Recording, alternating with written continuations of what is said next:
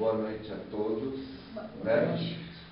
Estamos mais uma vez no Alquimias da Bruxinha, aqui em Santa Isabel, um espaço que é associado ao Instituto Ubiratã. E hoje nós vamos falar sobre um assunto que eu adoro, que são as deusas do amor e da paixão, tá? A gente coloca deusas no sentido mais popular, primeiramente, tá? Por quê? O correto, assim, se fôssemos falar num congresso de ciências da religião, que é no que eu fiz o meu mestrado, seria divindades do amor e da paixão, né? Por quê? Todas as deusas, no caso divindades, são emanações de uma deusa única, que é o sagrado feminino universal. E aí todas essas deusas com D menor, ou divindades, são manifestações dessa deusa una, né? Que ela, vamos dizer assim, todas as deusas são emanações dela, ela congrega em si todas as manifestações do passado, do presente e do futuro, tá? Então, só para esclarecer, antes que alguém reclame, olha, o cara fez mestrado e está falando dessa forma. Então, o correto seria divindades. Mas falar deusas fica assim mais tchan, né? Mais bonito. Bom, vamos lá. Vamos deixar as imagens falarem por si. Essa é Inanna. A primeira coisa que vocês vão perceber, e eu fiz questão, e a Eliane também, de mostrar, é o seguinte: as deusas ou divindades pagãs, né? E nós, hierosofistas, que somos pagãos, todas essas divindades, elas têm orgulho, né, de serem divindades, elas demonstram orgulho na sua sensualidade, em serem divindades associadas à sexualidade, à paixão, ao amor, em todos os aspectos, né? Porque o amor tem muitos aspectos, não só a sensualidade, mas veja que elas não têm problema nenhum em serem representadas de formas maravilhosas, né? Voluptuosas, sensuais. Então, quem era Inanna? Deusa suméria, rainha do céu, considerada regente da fertilidade da terra. Já que nós estamos abordando o tema de divindades pagãs, tem uma coisa que vocês vão perceber nessas deusas, nessas divindades. Elas tanto são lindas e sensuais, quanto elas também são poderosas e guerreiras. Depois eu vou falar um pouquinho mais sobre isso. Diferentemente do que a gente está acostumado, né? Numa cultura que nem aqui do Brasil, onde nós temos assim o sagrado feminino mais associado à mãe ou à virgem, né? Virgem, mãe. Virgem, mãe. Sempre nisso daí.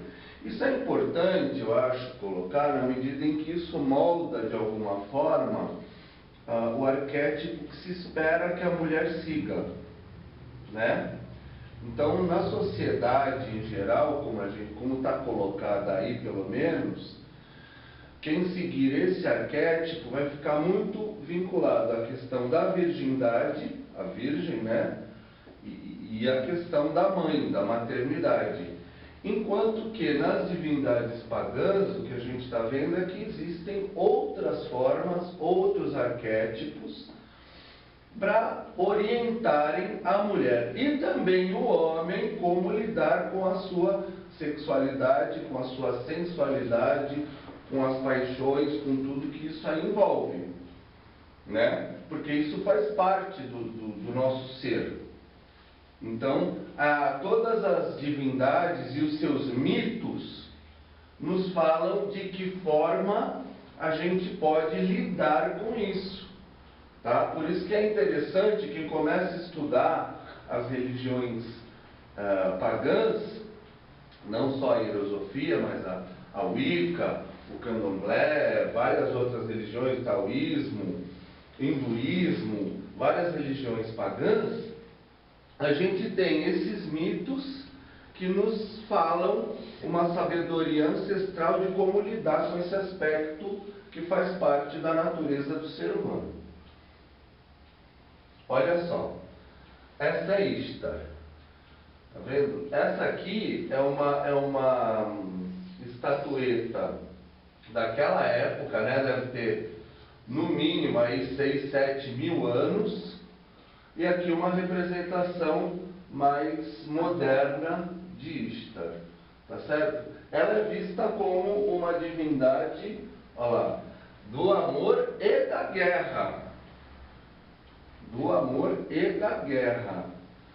Tá? Então, veja que antigamente, depois a gente vai falar um pouquinho mais sobre a cultura celta, e vocês vão ver que uma das coisas que a Lady Miriam Black também fala bastante nas palestras dela é que as mulheres, isso aí até os historiadores romanos falavam, as mulheres celtas e as mulheres nórdicas iam para a guerra junto. E elas eram muito temidas pela ferocidade. Tá? Então, né, hoje em dia que tem muito mimimi, cococó, né, com essa história, vamos ver que a mulher pode sim ser forte e ao mesmo tempo maravilhosa e sensual, né? Olha a Hathor. Essa é uma divindade egípcia, né, também associada a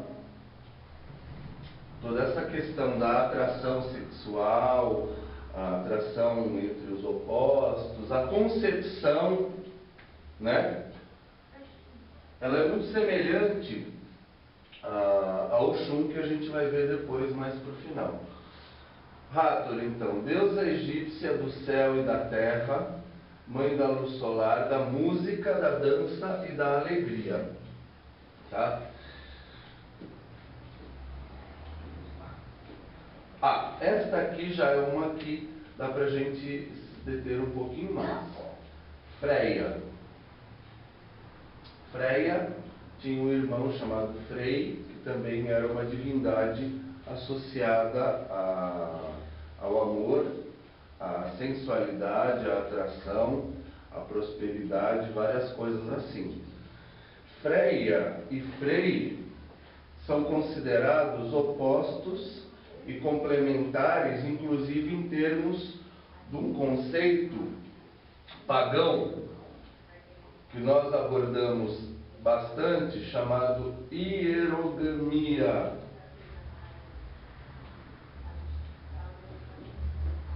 Tá?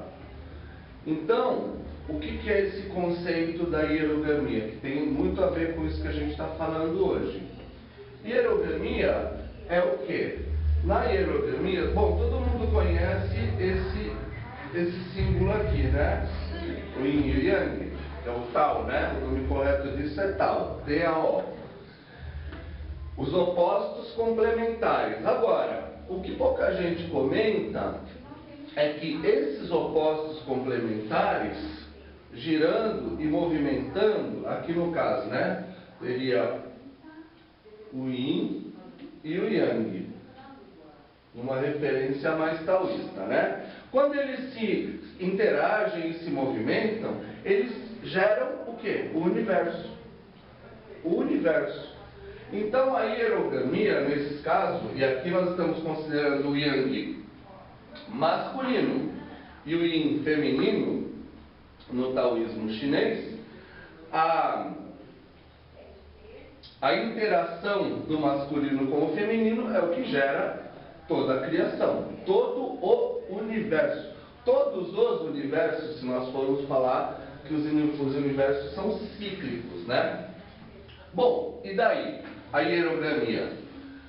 Falando em termos chineses, não parece, né, muito sexy, mas se nós imaginarmos que tem a questão do masculino, o sagrado masculino e o sagrado feminino.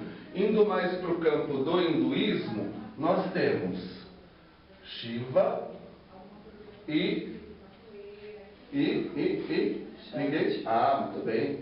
Shakti. Tá? Shiva como masculino e Shakti como feminino. E na mitologia do hinduísmo, nos ensinamentos, inclusive isso aqui é o princípio do Tantra Yoga, né? A união de Shiva com Shakti é o que cria o universo, ou seja, é a força mais poderosa do universo. Associada ao quê? A atração e a sexualidade.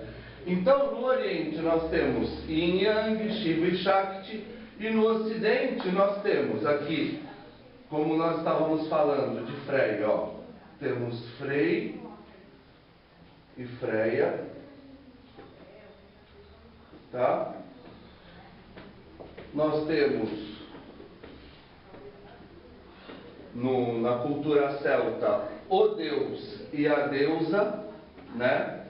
Na cultura egípcia, Osíris e Ísis, né? E assim por diante, né? O deus e a deusa, o deus, no caso, se fôssemos pegar uma divindade mais britânica, bretão, na época anterior, né, aos romanos, nós teríamos no papel do deus, por exemplo, Cernunnos, que era bastante popular, e no aspecto da deusa Querrídoe. Mas sempre o mesmo contexto. O que é? Que a união do polo masculino com o polo feminino é uma fonte de imenso poder. Poder para transmutação interior e poder também para você agir no mundo, aí no caso, falando em termos de magia. Tá? Então, a hierogamia é esse conceito, que é um dos conceitos aplicados por nós pagãos hierosofistas. Hieros, deixa eu apagar aqui só para ficar claro. Gamia, no caso aqui, ó, é a união entre esses opostos complementares. E Eros é o sagrado, então a união sagrada. E o que faz essa união ser sagrada? Faz simplesmente o quê? O fato de que quem está fazendo o polo masculino tem que buscar, na mulher, no caso, a deusa. E quem está fazendo o polo feminino tem que buscar naquele homem, ou quem esteja lá, o Deus. Tá certo? E aí quando você consegue encontrar a deusa e o Deus, aí você está gerando esse poder. Você entrou no campo da hierogamia. Não é tão simples quanto falar, né? Se fosse tão simples, a humanidade inteira estava iluminada, né? Se fosse só fazer o sexo como as pessoas costumam fazer. Mas, então, tem todo um trabalho de autoconsciência e de autorrealização do Deus ou da deusa em si, para você conseguir manifestar aquilo, tá? É um pouco do que a gente trabalha nos nossos festivais pagãos, né? Que a maioria aqui já conhece e já participa. A gente trabalha isso aos poucos, né, com as pessoas, para as pessoas começarem a se conscientizar. Entenderam, então, o papel de Freia e Frei, que é o oposto complementar dela, no caso? Quem era Freia? Olha, deusa nórdica, regente da beleza, do amor, da sexualidade. Vejam que eles não têm, vou repetir, nenhum problema com a sexualidade.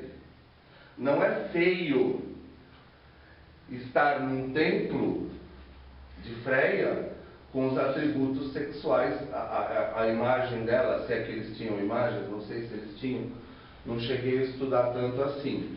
Mas veja que, por exemplo, na nossa sociedade, Não existe, é praticamente impossível, na maioria das religiões que aí estão, você fazer uma associação entre o sagrado e a sexualidade. Mas nas religiões pagãs autênticas, isso é plenamente aceito e é uma coisa normal. Por quê? O próprio conceito de paganismo, como já foi falado na semana passada, é o conceito de você conseguir perceber e vivenciar o sagrado em todos os aspectos da natureza. E uma vez que a sexualidade é um dos aspectos mais onipresentes da natureza, então é óbvio que a sexualidade é sagrada. A sexualidade, no caso aqui do Yin Yang, que eu estava falando agora há pouco, ela pode ser encontrada desde a união entre prótons e elétrons dentro do átomo, como até a relação nas galáxias entre força centrífuga e centrípeta, que mantém os sistemas planetários nos seus devidos lugares, como também entre todos os machos e fêmeas das espécies, enfim, é uma coisa onipresente. Então, para os pagãos, o fato de que a sexualidade é da natureza e a natureza é manifestação do sagrado, então a sexualidade é manifestação do sagrado também. Então, o que isso nos traz para a sociedade atual? Nos traz questões como a não banalização. O sexo não pode ser visto como uma coisa banal, uma vez que é sagrado, e ao mesmo tempo uma revalorização, de você rever a beleza do outro e valorizar o outro. A gente, hoje em dia se fala tanto em valorizar a mulher, e nós aqui pagãos falamos muito em revalorizar o homem também, né? Não só revalorizar, todo mundo está precisando ter valor. O ser humano está ficando muito sem valor, na sociedade de consumo. Está virando artigo de consumo, e não pode, Então, revaloriza isso, ao mesmo tempo da dignidade, seletividade e ao mesmo tempo da liberdade. Porque é belo, é bonito, é sagrado, é bom, é poderoso, é mágico, é joia, é legal. Mas ao mesmo tempo você tem que valorizar isso. E quando você valoriza, você fala, não, isso aqui não é mortandela, para qualquer um, 10 centavos, não é assim também, Você valoriza e fica uma coisa legal, porque nem tira de você aquele sentimento de culpa, de pecado, que não é legal para nós pagãos, Quem se dá bem com esse conceito, fique com ele, Cada um sabe de si. Para as pessoas que seguem orientações religiosas nas quais sexo é pecado, está feliz? Continua. Problema nenhum. Agora, para nós pagãos, não. Então, dentro da nossa alçada, dentro das nossas vidas particulares, nós não vamos trabalhar com essa culpa. Tá? Nós vamos trabalhar com a beleza, nós vamos trabalhar com o poder da sexualidade, em tudo que ela abrange. E vamos falar uma coisa importantíssima, que o pessoal que faz curso com a gente já está, de cabelo branco de tanto ouvir, que é: sexo não é penetração de pênis na vagina ou em qualquer outro orifício, senhores. Sexo é muito mais do que isso, mas tremendamente mais do que isso. Muito mais e muito melhor do que isso, inclusive. Tá? Então, o bacana, quando você começa a ver isso, olha, nós já estamos, quantas religiões nós já vimos? 4, estamos na quinta. Quinta religião, quinto povo antigo, pagão, que nós vemos, e todos eles tinham divindades que ensinavam, tanto homens quanto mulheres, a lidar bem viverá de forma natural, equilibrada com a sua sexualidade. E hoje, na sociedade que aí está, será que as pessoas estão lidando de forma natural e equilibrada com a sua sexualidade? Não é o que a gente tem visto nos noticiários, pelo menos, né? Está havendo problemas aí em relação à sexualidade, né? Ou no sentido de uma vulgarização, por um lado, ou no sentido de uma castração, por outro lado. E aí? Então, de uma certa forma, o paganismo e as divindades, quando a gente realmente entende essa abrangência, ele nos faz ter uma situação de equilíbrio, porque te deixa livre, né? Valoriza o seu ser, a sua beleza enquanto portador do sagrado, do Deus ou da deusa, em última instância de ambos, né? Porque todo homem tem um pouquinho da deusa.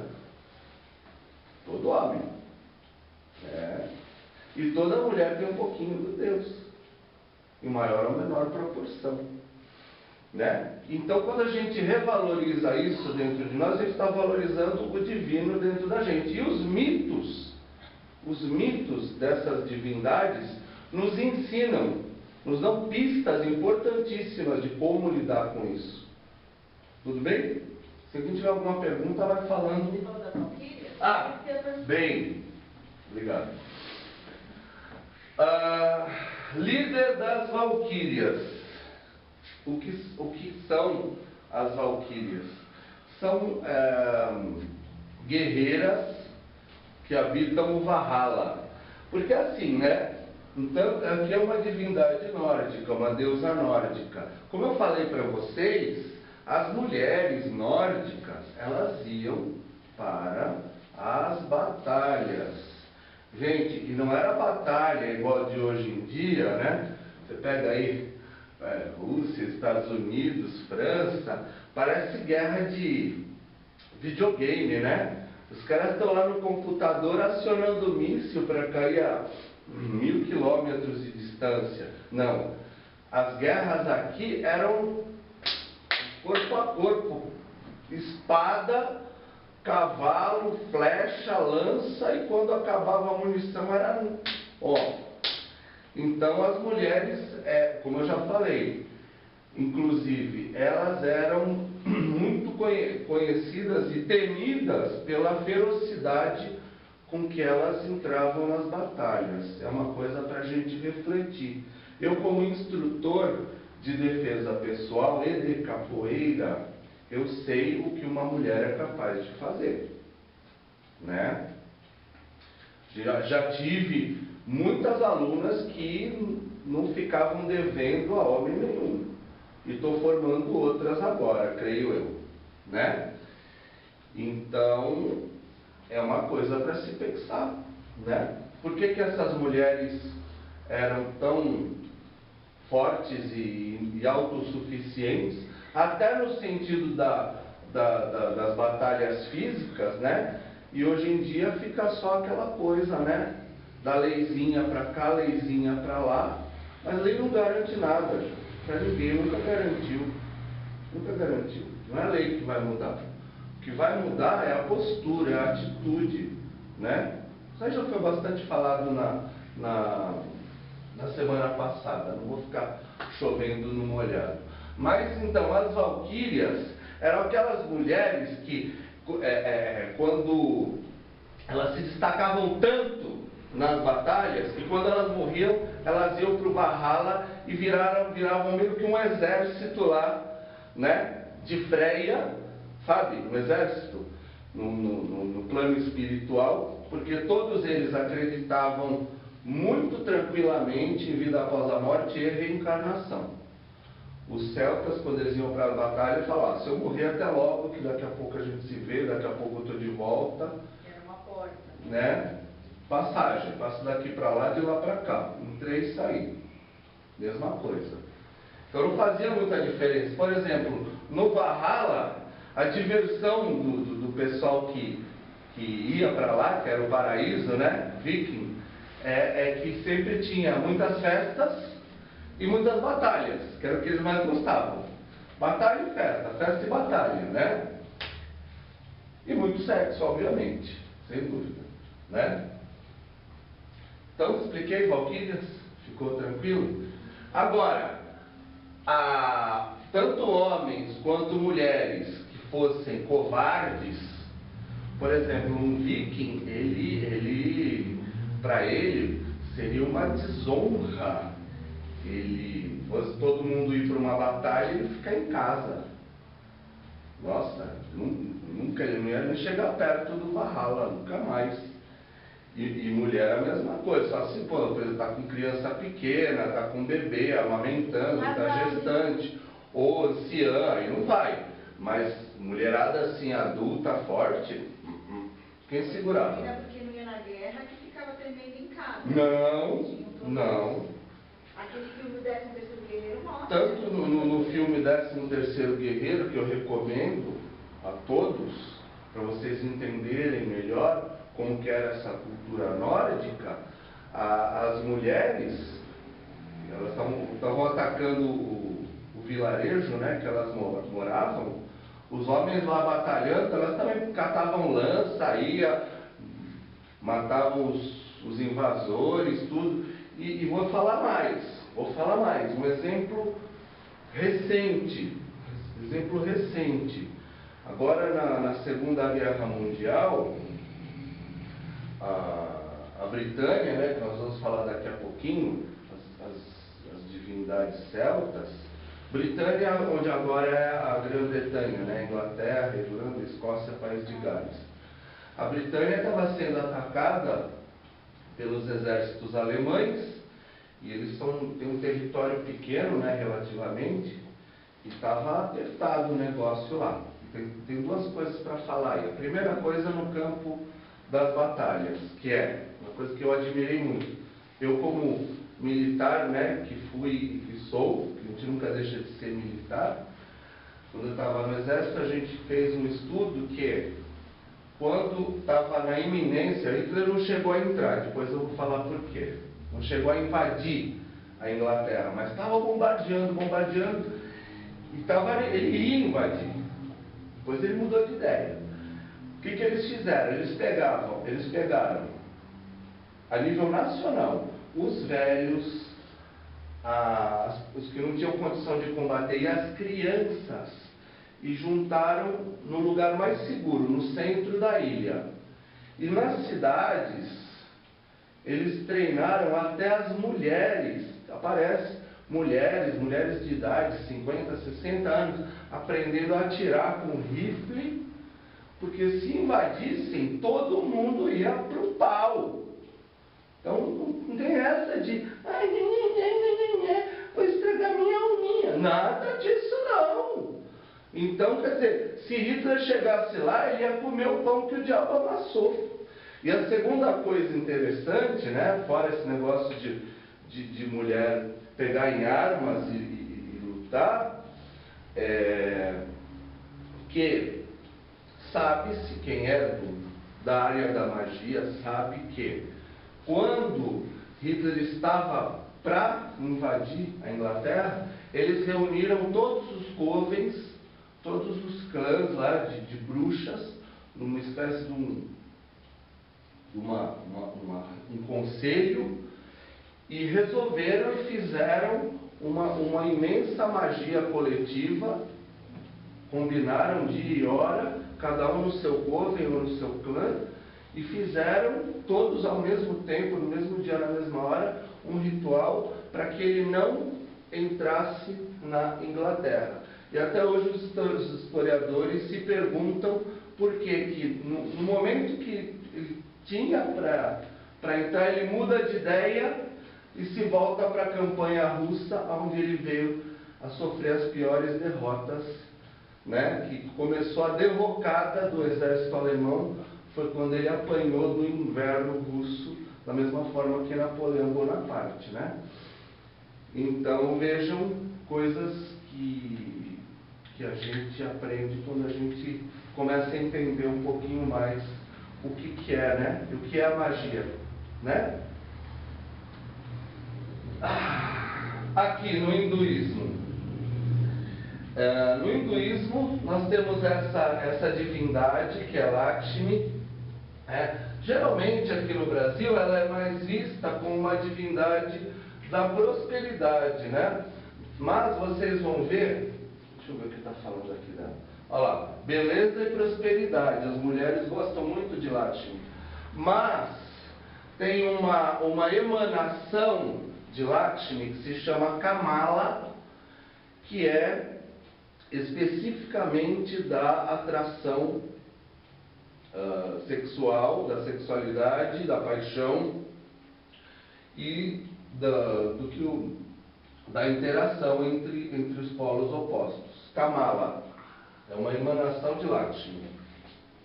Lembrando que no hinduísmo é que surge o Tantra Yoga, que eu falei agora há pouco, que é justamente você aprender a lidar com todo esse poder da sexualidade humana através dos polos opostos complementares que são Shiva e Shakti. Lembrando mais uma vez, né, gente? A gente está ouvindo tanta loucura hoje em dia de homem falar mal de mulher, mulher falar mal de homem. O que a gente devia estar fazendo é o contrário. Não falar mal, valorizar.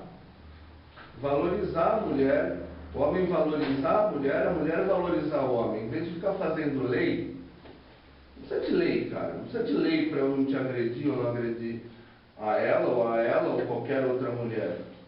Precisa eu saber que existe uma deusa potencial aí dentro. E cada mulher saber que tem um Deus em potencial dentro de cada homem. E aí começar uma nova, entendeu? Em vez de rebaixar, levantar o nível das relações, né? Aí não precisa ficar fazendo regrinha, né, gente? Não precisa de regrinha. É que nem fazer regrinha, daqui a pouco vai ter, né? Ninguém precisa de regrinha para eu tratar bem minha mãe, ou meu pai, ou minha esposa, ou meus filhos. Mas daqui a pouco vão querer fazer lei para isso. Mas a lei só acontece quando as pessoas perdem a ética interior, né? Perdem a visão interior do coração. Mas vamos voltar às divindades. Ok.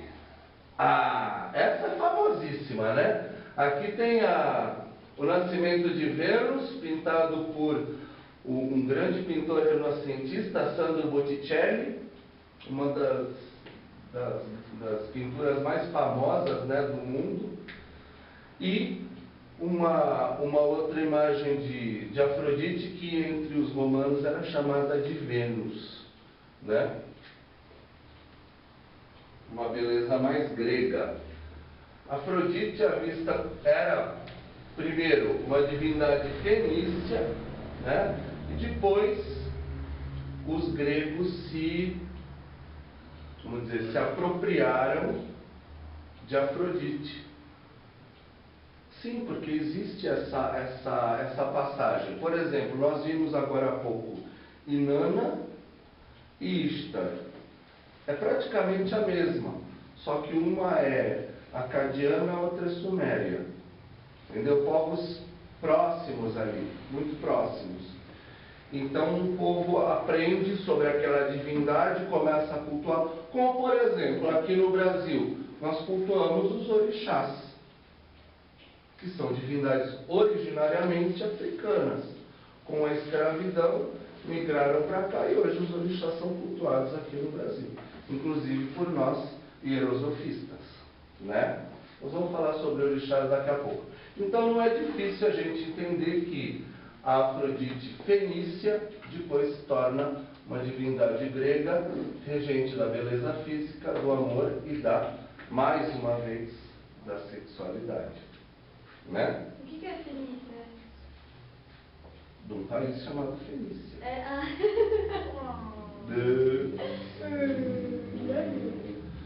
Lembrando que também para eles não existiria sentido a beleza física sem estar associada à sexualidade. A beleza física para sair na revista, né? Não tem sentido. A beleza física para sair na cara. Então a beleza física tinha essa função da atração, né? Tanto que vocês vão ver que muitas divindades, elas têm formas bem voluptuosas, né? Peitões, colchões, quadris, são muito bonitas. Essa é Branwen, né? Uma divindade galesa da lua, do amor e da sexualidade. Galesa é do país de Gales, né? Você veja que elas tinham traços muito fortes, geralmente são representadas como divindades fortes. Elas não têm aquela coisa, nenhuma delas parece indefesa. Mesmo umas divindades gregas, você pega, por exemplo, Diana ou Artemis, que é também belíssima. Ela é uma caçadora. Defende as mulheres. E outra coisa, se alguém abusar, se escalhe no território dela, ela mata. Entendeu? Então eu acho que é legal a gente valorizar essa coisa de que a mulher pode sim ser forte e ao mesmo tempo ser bela e sensual e feminina. Eu acho isso maravilhoso. O paganismo nos dá muito essa dica, né? Mulheres fortes. E chegamos na nossa Iabá, né? Falar um pouquinho aqui o que é. Às vezes as pessoas não sabem. Os orixás são emanações do Criador que se manifestam na natureza e nas vidas dos seres humanos, né? Os orixás masculinos também são chamados de oborôs. E as orixás femininas também são chamadas de iabás. Só para pontuar que, então, Mãe Oxum é uma iabá, é uma orixá feminina, uma divindade feminina do amor, da atração física, da beleza, da sensualidade, da dança, né? Olha lá. Divindade iorubá da água doce, da beleza, do amor, da sexualidade e da concepção. Concepção é, aí nesse caso, a união do óvulo com o espermatozoide. Isso é regido por Mãe Oxum. Tá? Eu acho legal nesse ponto, deixa eu ver uma coisa. Essa é uma. Veja as imagens de Mãe Oxum. Tá vendo? Quadrilzão, seios, formas, sensualidade, né? Algum problema com isso? Nenhum. Nenhum. Em muitas imagens as iabás são retratadas assim, seminuas, né? Ou totalmente nuas, como todas as outras divindades pagãs. Vocês viram ali, por exemplo, no caso de Ishtar, né? Isso não representa e nunca representou problema algum, né? As religiões pagãs não têm nenhum problema em tirar a roupa, a começar das divindades. Não existe associação entre roupa e decência no paganismo. Existe relação entre pensamentos e atitudes que podem ser decentes ou indecentes. Não a roupa, né? Entenderam? Então, quebra-se bastante esse paradigma de que pouca roupa ou muita roupa é o que deixa a pessoa mais decente ou menos decente.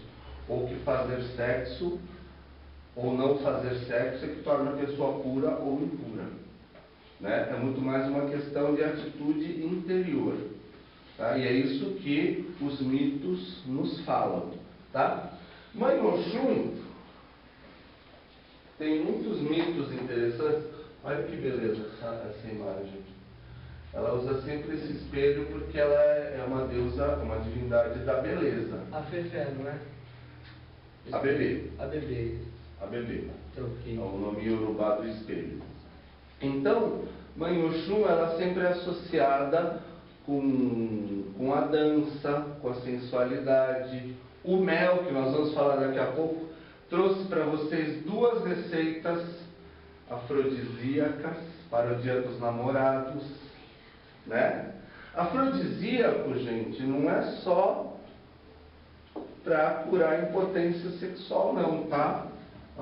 Todo mundo pensa assim, nós temos ali óleos afrodisíacos, né?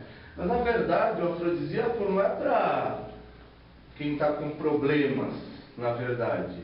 É para melhorar a relação, é para ficar, é que nem o tempero da comida, né? Você faz um arroz, um feijão, não refoga, não põe uma cebola, um alho, um sal, uma pimenta, não tem gosto algum, né? Então as receitas afrodisíacas não é para simplesmente, né, o cara tomar para armar barraca, né, como se fala vulgarmente, mas muito mais para energeticamente aumentar a voltagem ali do casal, né? Ou demais, né? Porque ninguém garante que seja só um casal, né? Né? Nos festivais pagãos, antigamente, tinha muito essa coisa, né? Nos festivais celtas, por exemplo, de Beltane, era tipo um feriadão geral, né? Sabe igual no carnaval? O carnaval, quando era ainda, né? Não era tão comercial que nem agora. Então, tinha uma coisa assim, por exemplo, faz de conta que você era casado e tal. Chegava lá no festival do Beltane, durante o festival acabou o casamento. Vão pra festa e ninguém é de ninguém. Beleza. Então eles tinham esses festivais justamente porque isso de alguma forma, eu não falei outro dia dos esquimós, né, e de outros povos que têm costumes, culturas diferentes da nossa. Na verdade, isso melhora nas culturas que têm mentalidade para isso. Isso é visto como uma coisa que melhora o relacionamento do casal. Eles levam a sério, né, a frase pai é quem cria? Levam. Até porque a criança concebida nos festivais era considerada sagrada. Era uma honra máxima. Mas assim, né, a mentalidade tem que começar muito certa. Não dá para você pegar uma pessoa, um grupo de pessoas com uma mentalidade entortada, cheia de neuroses, de perversões, de coisas, e tentar aplicar aquele modelo. Você precisa pegar pessoas que realmente tenham mentalidade para tentar fazer um negócio desse.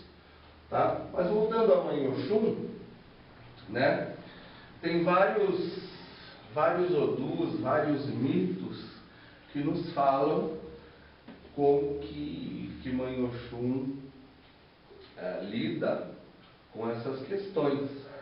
Por exemplo, tem um mito que conta que Ogum, que é o orixá mais guerreiro de todos, Pai Ogum,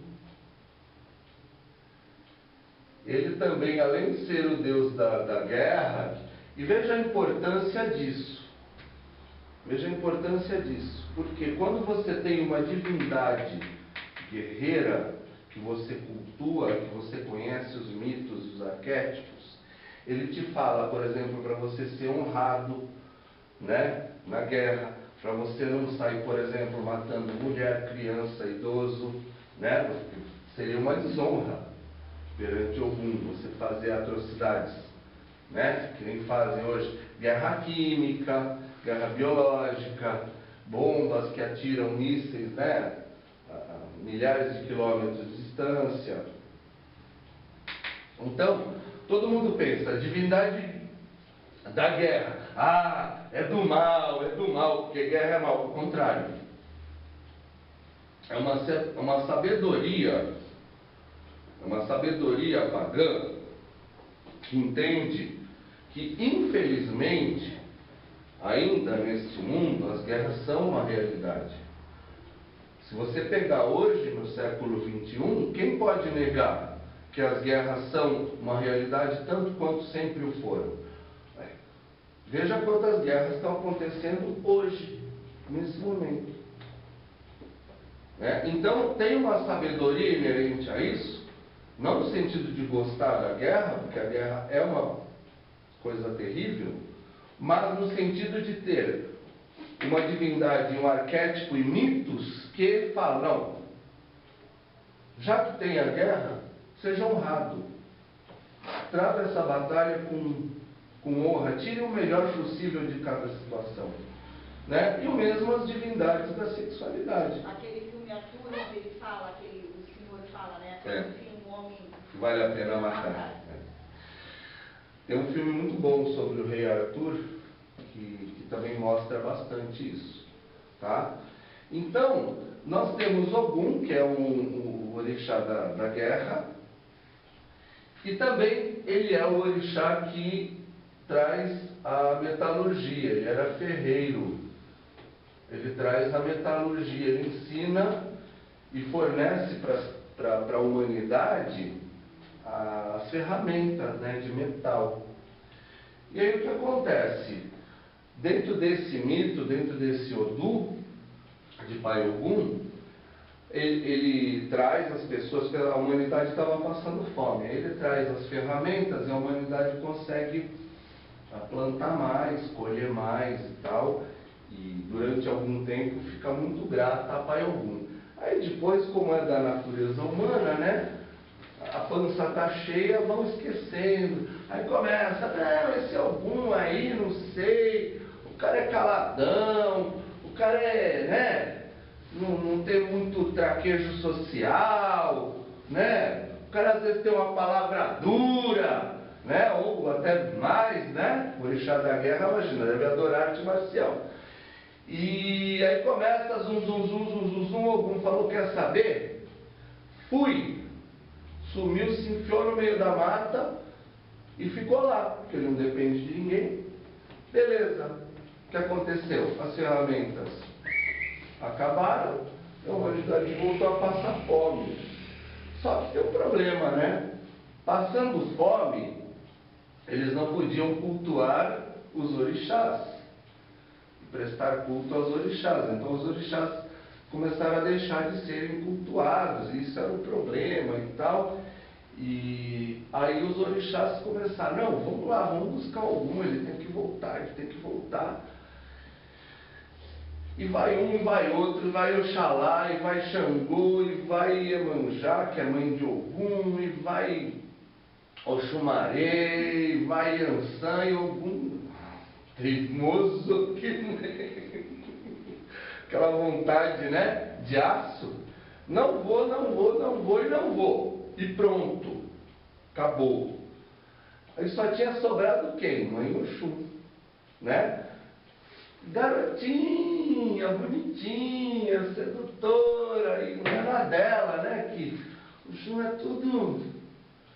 Vai contornando, não bate de frente. Aí todo mundo chega para Oxum, mas Oxum, como é que você vai fazer agora, tal? Ogum está lá, pau da vida, e né, ele vai acabar com a sua raça. Deixa comigo, né? Deixa comigo que eu resolvo. Aí ela vai vestida com os véus, né? Ela sabe onde está Ogum, mas ela não vai falar com Ogum.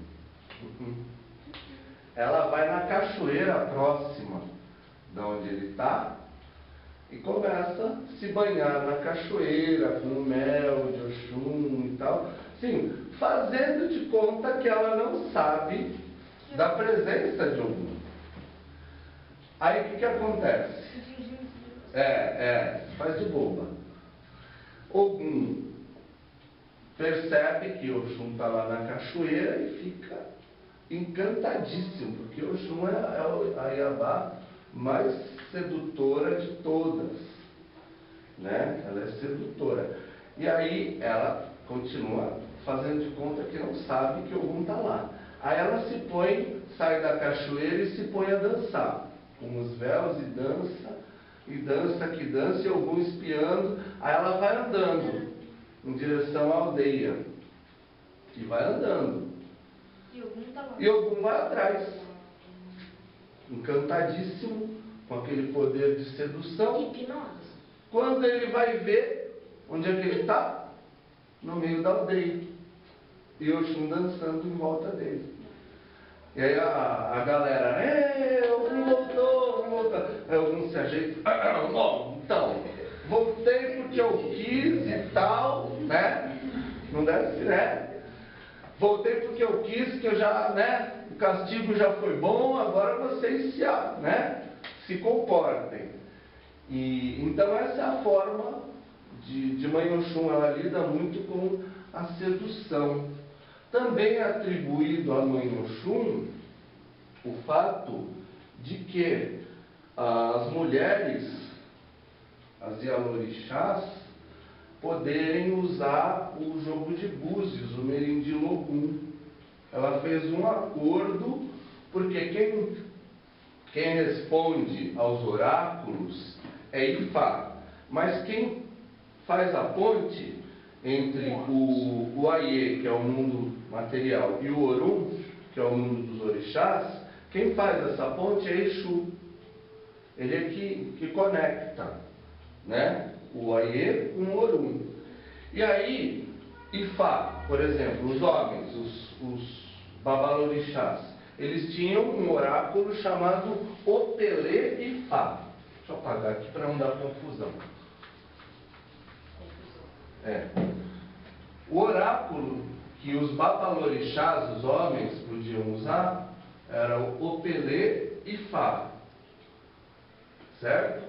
Que é um tipo de um colar aberto com sementes, geralmente de obi, e com essas sementes ele jogava numa tábua arredondada chamada Opon Ifá, e conforme ele caía, virado para cima ou para baixo, aquelas 16 sementes davam uma combinação, e essa combinação era um dos 256 odus que eles tinham que conhecer de memória para poder fazer o oráculo, certo? Ok. Só que tem um probleminha. A brincadeira era só para os meninos, né? E Mãe Oxum não concorda com isso. Pois tem outra dessa que eu vou contar também, que é bem legal. Então o que ela fez? Ela chegou para o orixá Exu, que faz, porque quem responde é Ifá, mas quem traz a resposta é Exu. Por isso que tem uma confusão. Vamos dizer, Ifá que responde, dizer Exu que responde. Não. Ifá fala a resposta, mas Exu é que vem trazer a mensagem. Então, Mãe Oxum, não conformada com isso, fala, não, as mulheres também têm que ter um oráculo. Aí ela cria o Merindil Ogum, que é o jogo de búzios. O nome certo do jogo de búzios é Merindil Ogum.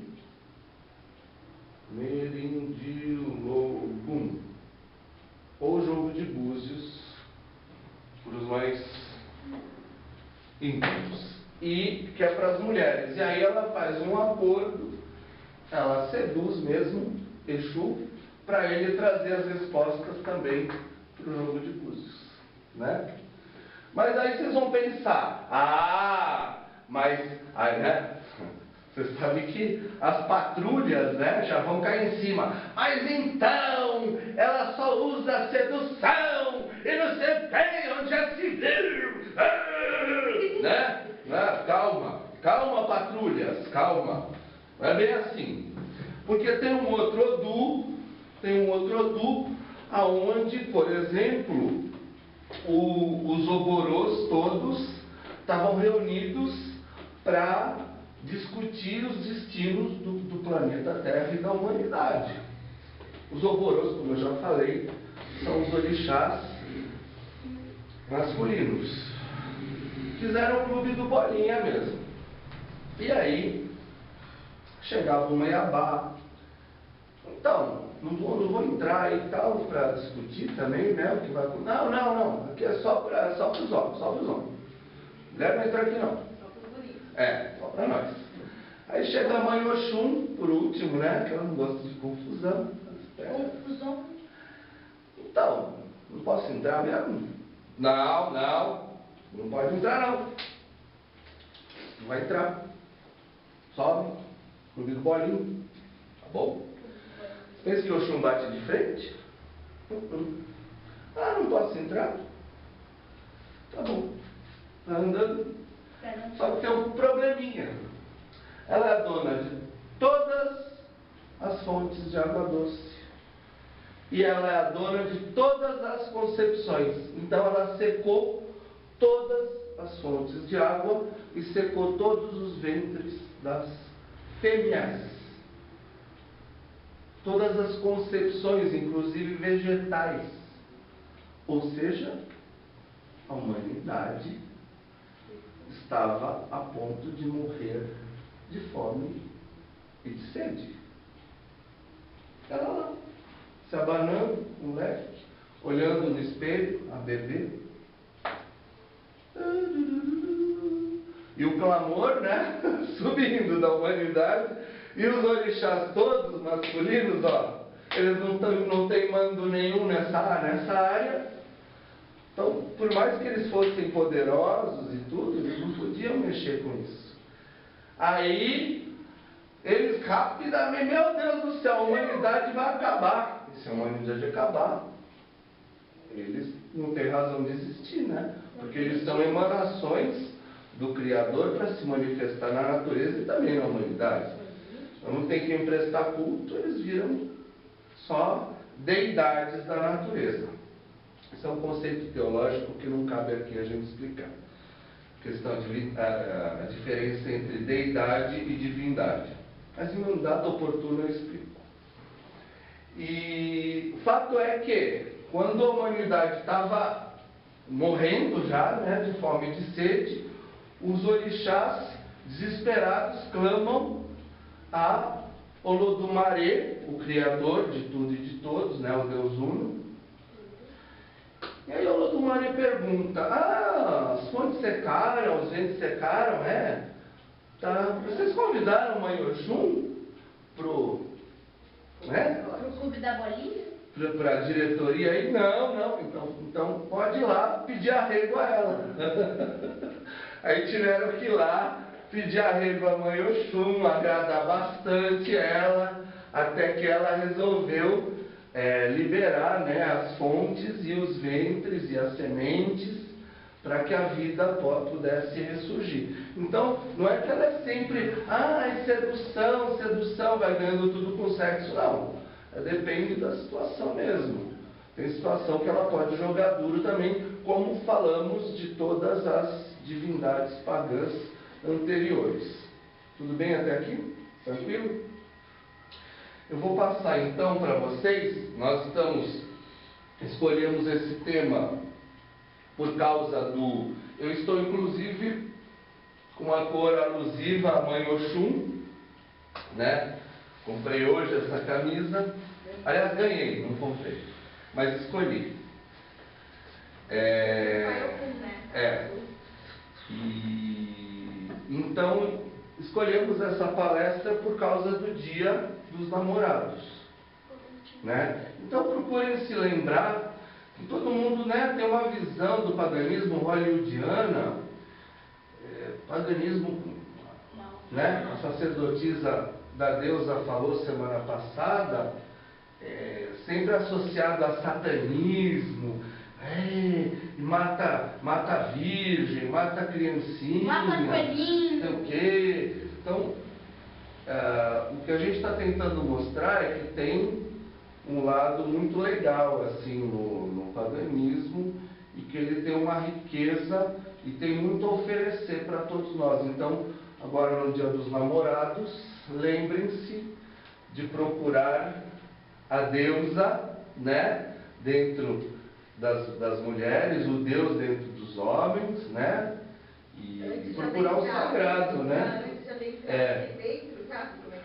Procurar dentro, é verdade. Não é dentro no sentido vaginal, né? É no sentido maior, mais amplo. Nada contra também, né, o adentrar. Poção para o amor. Ó, na verdade, esse aqui não é uma poção, é o mel de Oxum, tá? Uma coisa que eu acho legal, gente, deixa eu só voltar aqui. Opa.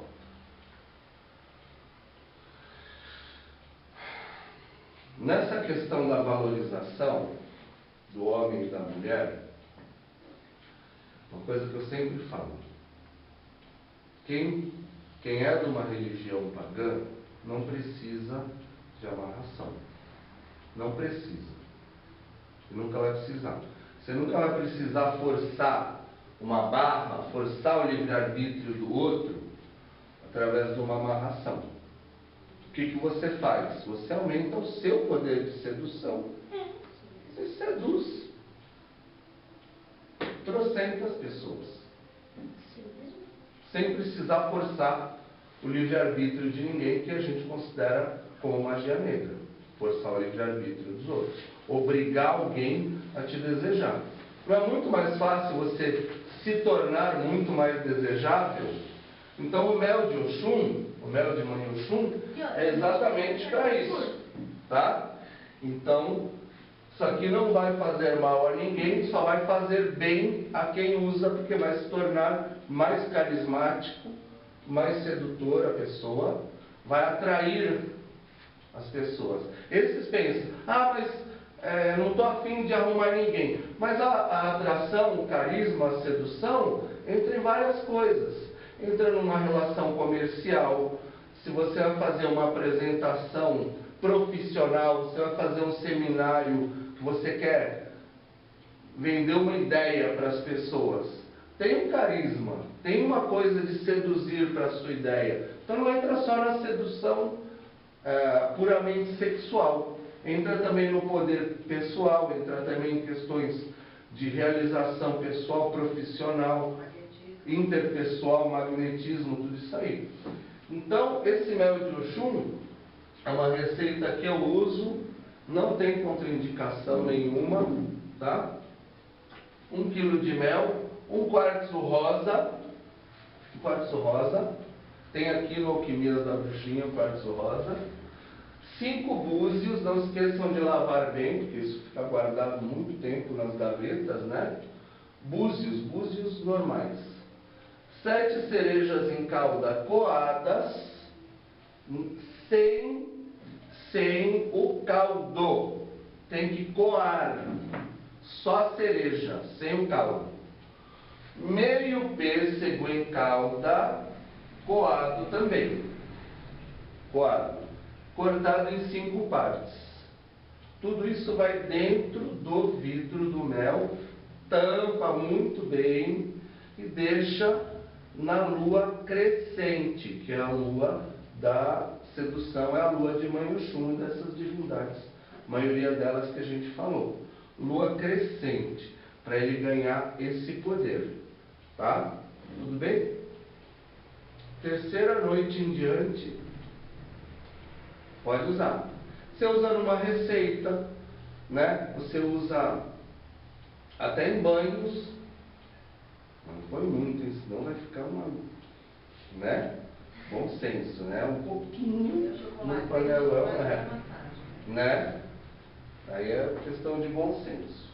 E uma poção, aí sim, afrodisíaca, mas já falei, né? Senão a gente fala essas coisas, tem muito homem que fala: não, eu não preciso, nunca precisei. A questão não é armar barraca, gente. A questão é melhorar o fluxo de energia. E melhora, cara. Melhora muito. Aliás, tem um óleo afrodisíaco aqui no Alquimias da Bruxinha, que é show de bola, show de bola. Mas a poção também é boa. Ó, 1 litro, aquela garrafa normal, às vezes tem 970, 1 litro de vinho do Porto. O vinho do Porto é o melhor que tem para isso. Até porque ele é feito para ser tomado aos pouquinhos, ele não estraga. 1 colher de sobremesa de mel. Tem gente que gosta mais doce, põe mais mel. Para mim, 1 colherzinha de sobremesa tá show de bola. 7 cravos, cravo da Índia, não é flor. 3 cascas de canela. 1 colherinha rasa. Colherinha, sabe aquela menorzinha de todas? Rasa. Colher de café. Fala-se de café, né? Aquela menorzinha rasa, de noz moscada.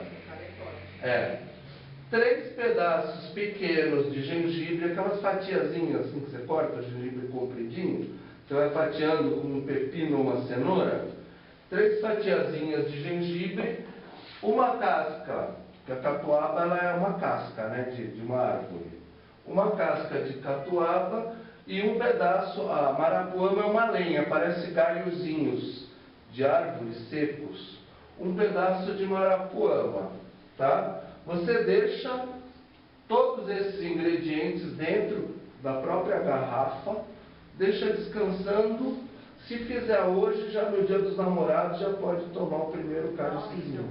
Para homem e para mulher. Para homem e para mulher.